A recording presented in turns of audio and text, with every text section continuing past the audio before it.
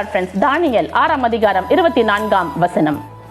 தானியேலின் மேல் குற்றம் சாட்டின மனுஷரையோ வென்றால் ராஜா கொண்டு வரச் சொன்னான். அவர்களையும் அவர்கள் குமாரரையும் அவர்கள் மனைவிகளையும் சிங்கங்களின் கெபியிலே போட்டார்கள். அவர்கள் கெபியின் அடியிலே சேரும் முன்னே சிங்கங்கள் அவர்கள் மேல் பாய்ந்து அவர்கள் எலும்புகளை எல்லாம் நொறுக்கி போட்டது. எலும்புகளை எல்லாம் நொறுக்கிடுச்சான். எது? சிங்கம்.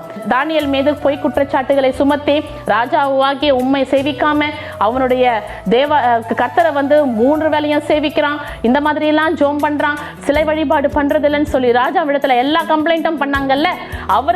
அவர்கள் என்ன சொன்னாரு?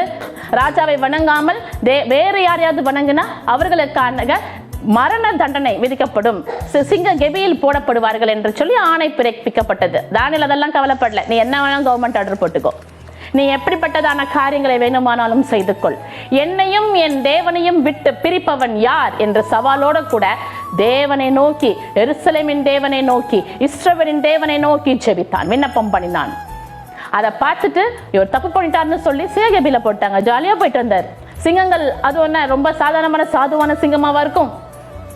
ஒரு சிங்கம் அல்ல, சிங்கங்களின் கெபி என்று வேதவசனம் சொல்லுகிறது. எல்லாம் பசியும் பட்டினியுமா இருக்க சிங்கம், பார்த்த உடனே சும்மா பாஞ்சிட்டு இருக்கணும். ஆனா அவரோட வாயை தேவதூதன் கட்டி போட்டிருக்கானா. யோசிச்சு பாக்குறீங்களேன் அந்த சீன்ல. தானியேல் உள்ள போறாரு. அவரோ வயது மிக்கவர் தான், ரொம்ப வாலிபமான வயதுடையவர் அல்ல. எத்தனையோ ராஜ்யங்கள்ல ராஜாக்களுக்கு அட்வைசரா இருந்திருக்கிறாரு, மினிஸ்டரா இருந்திருக்கிறாரு. பதவிகள் அப்படிப்பட்ட அநேக வருடங்கள் அந்த பதவிகளில் வகித்தவர். 60க்கும் மேற்பட்ட வயதாக இருக்கக்கூடும். அப்படிப்பட்ட உள்ள போறாரு. அவரால் சிங்கத்தை கூட போராடி இருக்க முடியுமா? வேதவசனம் சொல்லுகிறது சிங்கங்களின் வாய் கட்டப்பட்டது. சிங்கங்களுடைய வாய் கட்டப்பட்டது. ஜெபம் அநேகருடைய வாய்களை கட்டும். ஜெபம் அநேகருடைய வாய்களுக்கு பூட்டு போடும், அநேகருடைய நாவுகளுக்கு பூட்டு போடும். அந்த மகத்துவம் ஜெபத்திற்கு இருக்கிறது. அந்த சிங்கத்தோட வாயை தூதனானவன் கட்டி போட்டானா. அதுக்கு பிற்பாடு அந்த சிங்கத்தை ஏன் அவன் கூட்டு போகல? கட்டி போட்டான், ஓகே, அப்படி போயிடணுமா இல்லையா? கூட்டிட்டு போயிட்டு இருக்கணுமா இல்லையா? ஆனா எதுவுமே பண்ணாம உட்கார்ந்து இருக்காங்க. சிங்கம் உட்கார்ந்து இருக்கு. அடுத்த நாள் ராஜா பார்க்கிறார், தானியேலே என்று சொல்லி, இதோ அடியேன், இதோ அடியேன், நான் என்னுடைய தேவனாகிய கர்த்தர் என்னை காப்பாத்தினாருப்பா, நான் இன்னும் உங்களோட தான் இருக்கேன். நம்ம அநேக வேலைகளில சாதாரண சில விஷயங்களுக்காக நம்மை குறித்து பேசுறவர்களுடைய வாயை பார்த்துட்டு நம்மளால தாங்க முடியாம அழுகிறோம், கவலைப்படுகிறோம், நம்மளை உதாசீனப்படுத்திட்டாங்களேன்னு யோசிக்கிறோம்.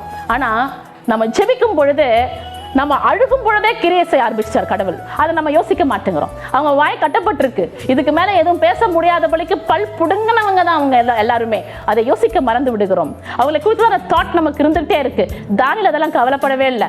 சுத்தி சிங்கம், நடுவில் அவரு ஜெபம் பண்றாரு, நீங்க என்னோடு கூட இருங்க, நீங்க எந்த சிங்கம் என்னை கடித்து போட்டாலும் நான் தேவனோடு இருப்பேன், நான் ஜெபித்துக் கொண்டிருப்பேன். நடந்தவைகள் என்ன? ராஜா என்ன சொல்றாரு? யார் யாரெல்லாம் தானியேலுக்கு விரோதமாக எழும்பினார்களோ அவர்கள் அத்தனை பேரையும், குமாரர்கள், அவருடைய மனைவிகள் எல்லாரையும் வேறு பிடுங்கி விட்டுட்டாரு. முதல்ல உள்ள எங்க சிங்க கெபிக்குள்ள போட்டு தானியேலுக்கு விரோதமாக எழும்பின ஒவ்வொருவரையும் உள்ளே தூக்கி போட்டார். வேதவசனம் சொல்லுகிறது, உள்ள போறதுக்கு முன்னாடியே சிங்கங்கள் அப்படியே கொதறி எடுத்துருச்சு, பிடுங்கிட்டு இருக்கும் இல்லையா? ஆல்ரெடி பசியில இருக்கு. தேவதூதர் வேற வாயை கட்டி போட்டு ஒரு பெரிய ஒரு மனுஷனை நிக்க வச்சுட்டு ஃபுட்டை சாப்பிடாதன்னு சொன்னாக்கா அதுவும் சிங்கத்துக்கெல்லாம் எப்படி இருக்கும்? வெறி உண்டா இருக்கும் அல்லவா? அப்படிப்பட்ட காரியங்களை தேவனால் மட்டும்தான் செய்ய முடியும், கர்த்தரால் மட்டும்தான் செய்ய முடியும். உங்களுக்கு விரோதமா பேசுறாங்களா? உங்களுக்கு விரோதமா எழும்பி இருக்காங்களா? உங்களுக்கு விரோதமா நிறைய காரியங்களை சபிக்கிறாங்களா? உங்களுக்கு விரோதமா எழும்பி முணுமுணுக்கிறாங்களா? பின்னாடி பேசுறாங்களா? ஸ்தோத்திரம் என்று சொல்லுங்கள். நான் கற்றுக்கொண்ட காரியம், நான் கற்றுக்கொண்ட காரியம். எனக்கு விரோதமா எவ்வளவு எழும்பினாலும் சரி, எத்தனை பேர் எழும்பினாலும் சரி, நன்றி ஆண்டவரே, இவங்க எல்லாரும் எழுப்பினதுக்காக நன்றி, என்னுடைய உயர்வை பார்க்க இவர்கள் எல்லாரையும் வைத்திருக்கிறீர்.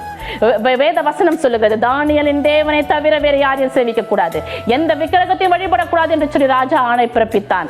தானியேலின் மூலமாக அன்று ஒரு ரெவல்யூஷன் பிறந்ததுமே, ஆனால் நம் மூலமாகவும் நம் குடும்பத்திலேயும் நாம் இருக்கின்ற திருச்சபையிலேயும் நாம் இருக்கின்ற சொசைட்டிலேயும் கர்த்தர் பெரிய காரியங்களை செய்ய வல்லவர்.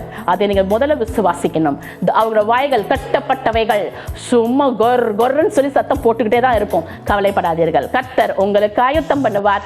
அவர் உங்களோடு கூட இருந்து ஜெயத்தை கட்டளையிட வல்லவர். Have a blessed day. Praise be to God.